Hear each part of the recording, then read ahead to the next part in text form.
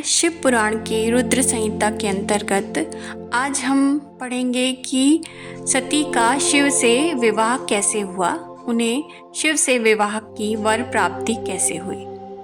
तो इस संदर्भ में ब्रह्मा जी आगे नारद मुनि को कथा सुनाते हुए कहते हैं कि मुने, सती ने अश्विनी मास के शुक्ल पक्ष की अष्टमी तिथि को उपवास करके भक्ति भाव से शिव का पूजन किया। इस प्रकार नंदा व्रत पूर्ण होने पर नवमी तिथि के दिन ध्यान में मग्न हुई सती को भगवान शिव जी ने प्रत्यक्ष दर्शन दिए। सती ने ऐसे सौंदर्य और माधुर्य से युक्त महाप्रभु को प्रत्यक्ष देखकर उनके श्री चरणों की वंदना की। तब महादेव जी ने कहा, उत्तम व्रत का पालन करने वाली दक्ष नंदिनी, मैं तुम्हारे इस व्रत से बहुत ही प्रसन्न हूँ, इसलिए तुम मुझसे वर मांगो। परंतु सती लज्जा के अधीन हो रही थी, इसलिए उनके हृदय में जो बात थी वे उसे स्पष्ट शब्दों में न कह सकी। इस बात को जानकर भक्त वत्सल्य शंकर भगवान बड़े ही प्रसन्न हुए और उनसे कहने लगे, वर मांगो। तब सती ने अपनी लज्जा को रोककर महादेव जी से कहा, वर देने वाले प्रभु, मुझे मेरी इच्छा के अनुसार ऐसा वर दीजिए जो कभी टल न सके। भक्त वत्सल भगवान शंकर ने देखा सती अपनी बात को पूरी नहीं कह पा रही हैं, तब वे स्वयं ही उनसे बोले, देवी तुम मेरी भार्या हो जाओ। फिर दक्ष कन्या प्रसन्न हो दोनों हाथ को जोड़कर मस्तक झुका भक्त वत्सल शिव से बारंबार कहने लगी। सती बोली, देवादिदेव महादेव प्रभु जगतपते, आप मेरे पिता को कहकर वैवाहिक विधि से मेरा पाणी ग्रहण करें। सती की यह बात सुनकर भक्त वत्सल महेश्वर ने बड़े प्रेम से उनकी ओर देखकर कहा, प्रिय ऐसा ही होगा। तब दक्ष कन्या सती भी भगवान शिव को प्रणाम करके भक्ति पूर्वक विदा मांगकर अपने माता के घर लौट गई। फिर शंभु ने मुझ ब्रह्मा से कहा कि दक्ष कन्या सती ने बड़ी भक्ति से मेरी आराधना की है, उसके नंदा व्रत के प्रभाव से मैंने उसे अभिष्ट वर की देने की घोषणा कर दी है। ब्रह्मा तब उसने मुझसे यह वर मांगा कि आप मेरे पति हो जाइए। यह सुनकर सर्वथा संतुष्ट हो मैंने भी कह दिया कि तुम मेरी पत्नी हो जाओ। तब सती ने मुझसे कहा, जगतपते आप मेरे पिता को सूचित करके वैवाहिक विधि से मुझे ग्रहण करें।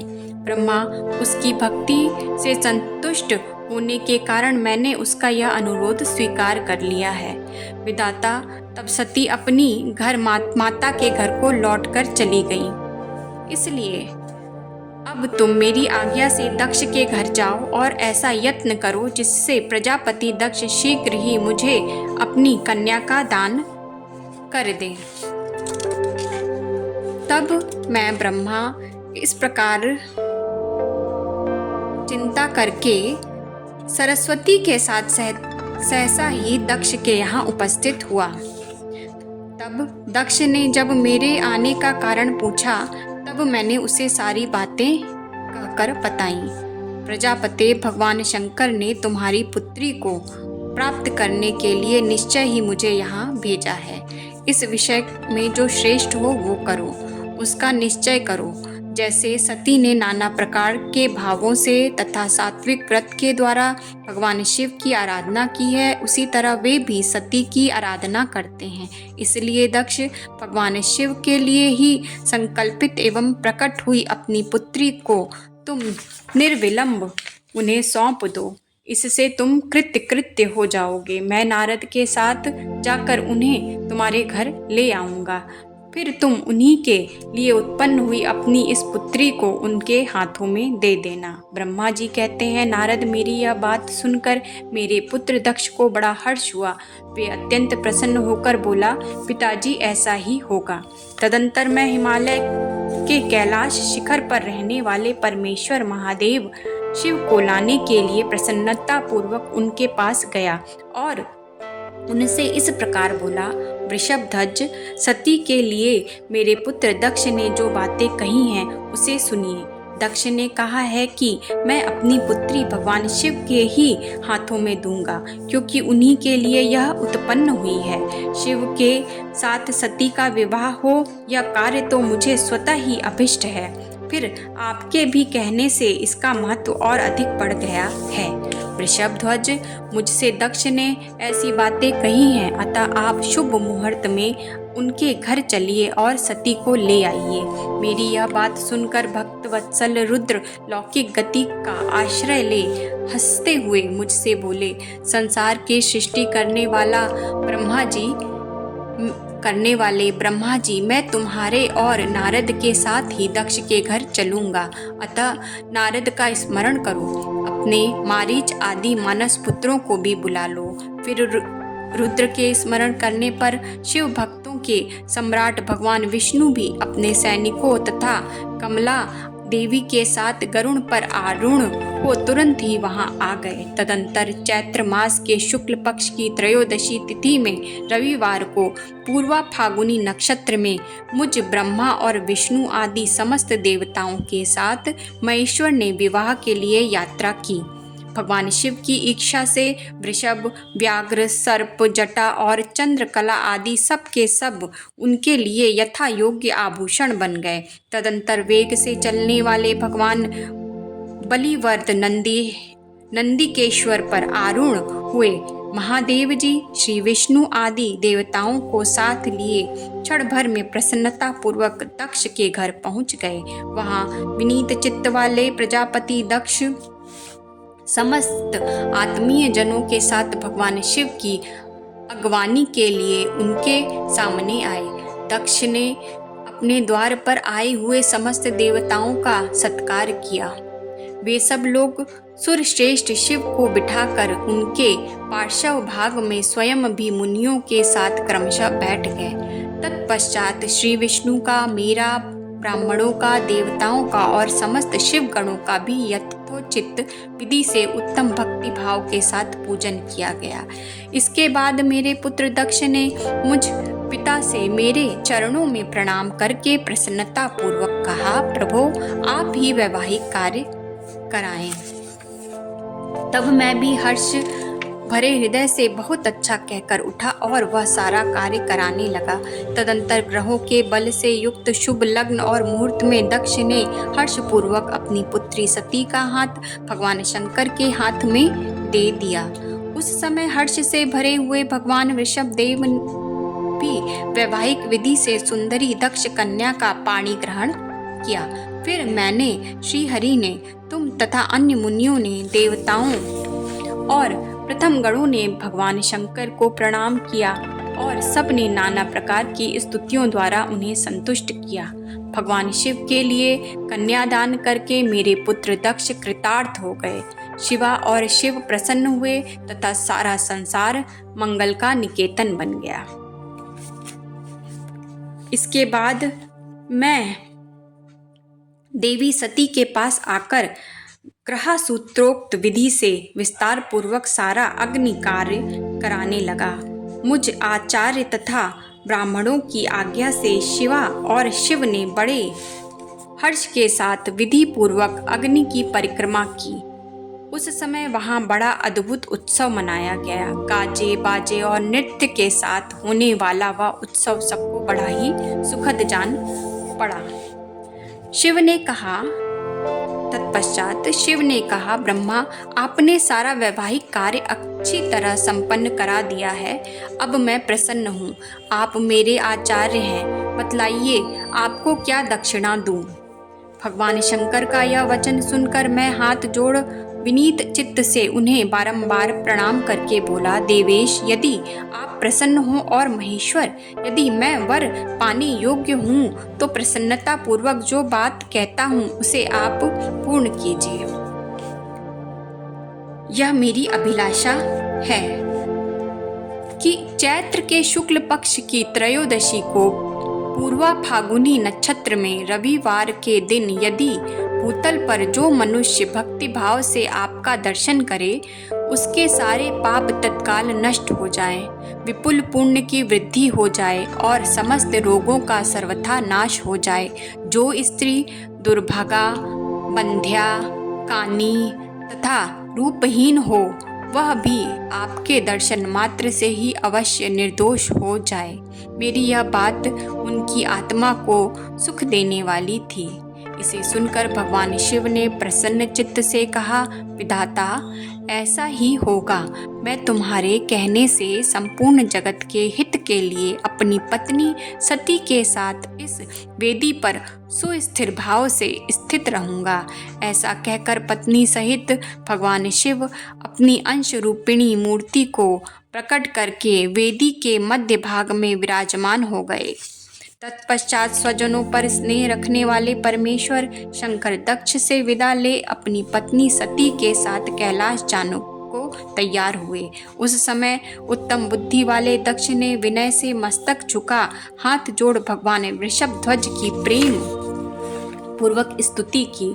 तदंतर दक्ष की आज्ञा से भगवान शिव ने प्रसन्नता पूर्वक सती को वृषभ की पीठ पर बैठाया और स्वयं भी उस पर आरूढ़ हो वे प्रभु हिमालय पर्वत की ओर चले। उन सब देवताओं, प्रथम गणों तथा अपनी पत्नी सती के साथ हर्ष भरे शंभु हिमालय पर्वत से सुशोभित अपने कैलाश धाम में जा पहुँचे। वहाँ जाकर उन्होंने देवताओं, मुनियों तथा दूसरे लोगों का बहुत आदर सम्मान करके उन्हें प्रसन्नता पूर्वक विदा किया। अब आगे दंडकारण्य में शिव को श्री राम के प्रति मस्तक झुकाते देख सती का मोह तथा शिव की आज्ञा से उनके द्वारा श्री राम की परीक्षा लेने का प्रसंग के बारे में जानते हैं कि विवाह के पश्चात जब कैलाश पर्वत पर माता सती और शिव रहने लगे तो उस समय यह घटना हुई। ब्रह्मा जी बताते हैं कि मुझसे सती और शिव के चरित्र का प्रेम से श्रवण करो। वे दोनों दंपत्ति वहां लौकिक गति का आश्रय ले नित्य निरंतर क्रीड़ा किया करते थे कैलाश पर्वत पर। तदंतर महादेवी सती को अपने पति शंकर का वियोग प्राप्त हुआ था। वो वियोग क्यों प्राप्त हुआ था, इसे जानिए कि एक समय की बात है, तीनों लोक में विचरने वाले लीला विशारद भगवान रुद्र सती के साथ बैल पर आरूढ़ हो इस भूतल पर भ्रमण कर रहे थे।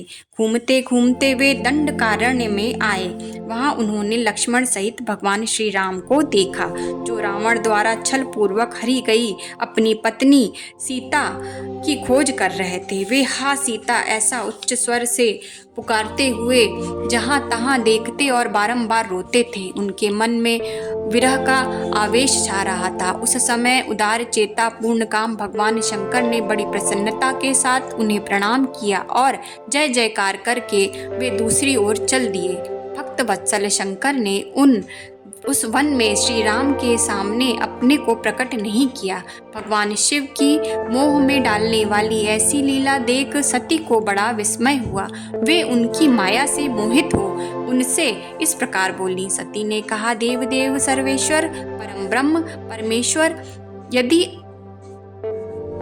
ब्रह्मा विष्णु आदि सब देवता आपकी ही सदा सेवा करते हैं, ये दोनों धनुर्धर वीर वन में विचरते हुए क्लेश के भागी और दीन हो रहे हैं। इनमें जो श्रेष्ठ है उनकी अंग कांति नील कमल के समान श्याम है। उसे देखकर किस कारण से आप आनंद विभोर उठे? आपका चित्त क्यों अत्यंत प्रसन्न हो गया? आप इस समय भक्त के समान विनम्र क्यों हो गए? स्वामी कल्याणकारी शिव, आप मेरे संशय को सुनिए। प्रभु सेव्य स्वामी, आपने सेवक को प्रणाम किया, यह उचित नहीं जान पड़ा। ब्रह्मा जी कहते हैं, नारद कल्याणमयी परमेश्वरी आदि शक्ति सती देवी ने शिव की माया के वशीभूत होकर जब भगवान शिव से इस प्रकार प्रश्न किया, तब सती की वह बात सुनकर लीला विशारद परमेश्वर शंकर हंसकर उनसे इस प्रकार बोले, ये दोनों भाई वीरों द्वारा सम्मानित हैं। इनके नाम है श्री राम और लक्ष्मण। इनका प्राकट्य सूर्यवंश में हुआ है। ये दोनों राजा दशरथ के विद्वान पुत्र हैं। इनमें जो गोरे रंग के छोटे बंधु हैं वे साक्षात शेष के अंश हैं। उनका नाम लक्ष्मण है। इनके बड़े भैया का नाम श्री राम है। इनके रूप में भगवान विष्णु ही अपने संपूर्ण अंश से प्रकट हुए हैं। ये साधु पुरुषों की रक्षा और हम लोगों के कल्याण के लिए इस पृथ्वी पर अवतीर्ण हुए हैं। भगवान शिव की ऐसी बात सुनकर भी सती के मन को इस पर विश्वास नहीं हुआ। शिव ने कहा, देवी मेरी बात सुनो। यदि तुम्हारे मन में मेरे कथन पर विश्वास नहीं है, संशय है, तो तुम वहां जाकर अपनी बुद्धि के अनुसार राम की परीक्षा ले लो। भगवान शिव की आज्ञा से ईश्वरी सती वहां गई और मन ही मन यह सोचने लगी कि मैं वनचारी शिव राम की परीक्षा कैसे करूं। उन्होंने सोचा कि मैं सीता का रूप धारण करके राम के पास चलूं। यदि राम साक्षात विष्णु हैं तो वह मुझे पहचान लेंगे। ऐसा विचार कर सती सीता बनकर श्री राम के समीप जाकर उनकी परीक्षा लेने लगी। वास्तव में मोह में पड़ गई थी वो। सती को सीता के रूप में सामने देख शिव शिवा का जाप करते हुए रघुकुल नंदन श्री राम सब कुछ जान गए और हंसते हुए उन्हें नमस्कार करके बोले, माता आप यहाँ क्यों आई हैं और माता आपने सीता का रूप धारण क्यों रखा है। श्री रामचंद्र जी की यह बात सुनकर सती उस समय आश्चर्यचकित हो गईं। वे शिव जी की कही हुई बात का स्मरण करके बहुत ही लज्जित हुई।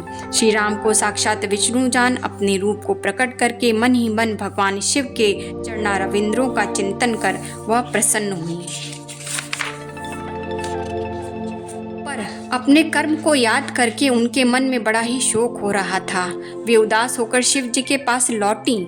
मार्ग में जाती हुई देवी सती बारंबार चिंता करने लगी कि मैंने भगवान शिव की बात नहीं मानी और श्री राम के प्रति बुरी कुबुद्धि की। अब शंकर जी के पास जाकर उन्हें क्या उत्तर दूंगी। इस प्रकार बारंबार विचार करके उन्हें उस समय बड़ा पश्चाताप हुआ।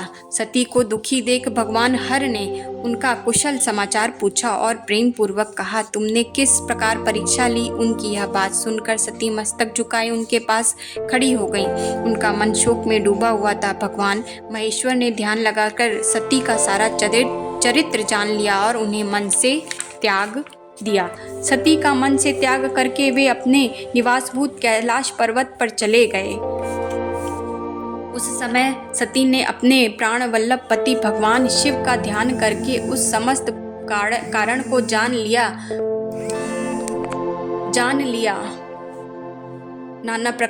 तब शिव ने नाना प्रकार की कथाएं कहते हुए वे सती के साथ कैलाश पर्वत पर जा पहुंचे और श्रेष्ठ आसन पर स्थित हो समाधि लगा अपने स्वरूप का ध्यान करने लगे। सती अपने मन में अत्यंत विषाद ले अपने धाम को चली गईं और वहां रहने लगीं। तत्पश्चात उत्तम लीला करने वाले महादेव जी का ध्यान टूटा। यह जानकर जगदम्बा सती वहां आई और उन्होंने व्यथित हृदय से शिव के चरणों में प्रणाम किया और पश्चाताप किया। शंभु ने उन्हें अपने सामने बैठने के लिए आसन दिया और बड़े प्रेम से बहुत सी मनोरथ कथाएं कहीं। उन्होंने वैसी ही लीला करके सती के शोक को तत्काल दूर कर दिया। वे पूर्ववत सुखी हो गईं। फिर भी शिव ने अपनी प्रतिज्ञा का त्याग नहीं छोड़ा। अब हम आगे ये जानेंगे कि दक्ष ने कैसे प्रभु शिव का निरादर किया। उन्हें अपने यज्ञ में ना बुलाकर